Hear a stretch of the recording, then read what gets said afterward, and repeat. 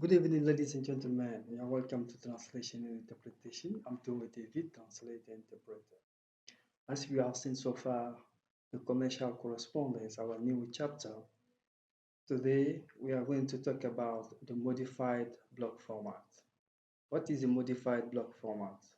It's a presentation of business letter whereby we have the address, the telephone number, the site, and all localization of the sender, including the signature, or before the signature, the complementary clause, the signature, the identification and position of the sender that are right aligned.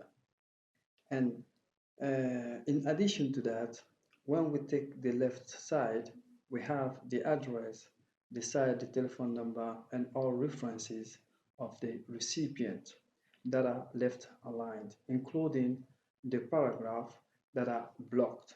Like you are not going to leave some space before starting the first sentence of a new paragraph. And then below, we have the enclosures that will come down on the left side after the alignment of the position of the sender. For example, on the right side, we have the complementary clause. After that, we have the signature and the name, the identification of the sender, and below it, we have the position. So the alignment, the line of the position, after that, we have the enclosures on the left side. And then you give the nature or the name of the enclosures following, or that is with the letter. Like they have enclosed the letter with some list of items or other documents. So that is modified block format. And then we have to remind you that in this case, when you have the courtesy title like Dear Sir or Dear Toure, we have to put colon for this style. And about the complementary clause, you have to know that it depends on the targeting system, whether it is American style or British style.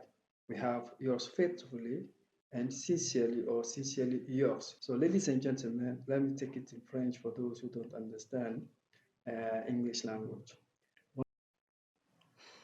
Bonsoir mesdames et messieurs, vous êtes les bienvenus au programme de traduction et d'interprétation.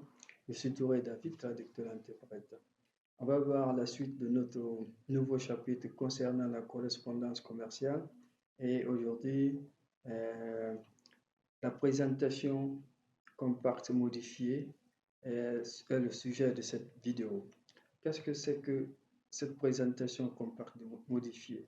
Ce n'est autre qu'une présentation où l'adresse, le numéro de téléphone, le site et d'autres références de l'expéditeur sont placés à droite de la lettre. Maintenant, sur le même alignement, nous avons la formule de conclusion, la signature, et en bas de la signature, nous avons le nom de l'expéditeur, et en dessous de ça, nous avons la fonction de ce dernier.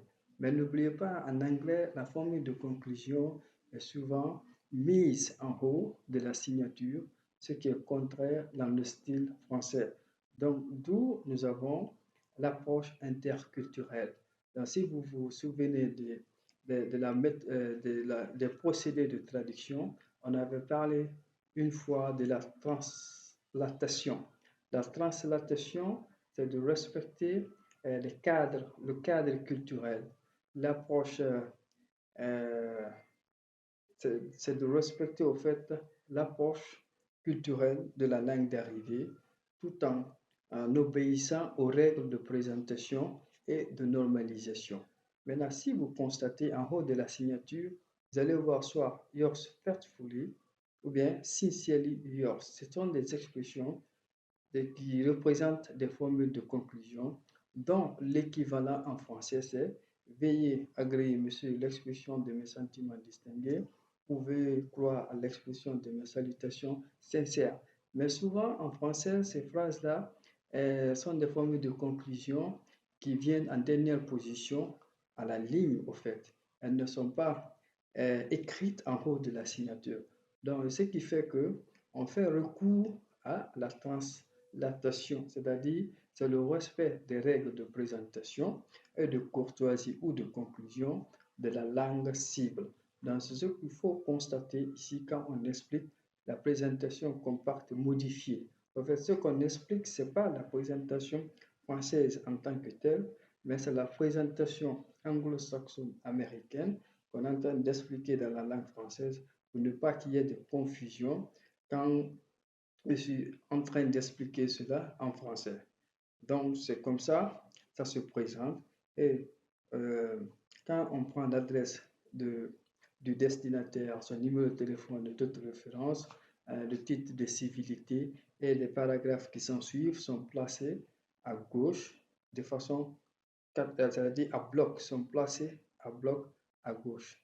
Donc, en bas de ça, nous avons les pièces jointes, les pièces qui sont, ou les documents qui sont joints à la lettre. Donc, ça sera placé à gauche en bas, après la ligne de la fonction de l'expéditeur. Donc, c'est là-bas, vous allez mentionner le nom ou la nature des pièces jointes à cette lettre. On continuera prochainement dans une autre vidéo. Merci pour votre attention.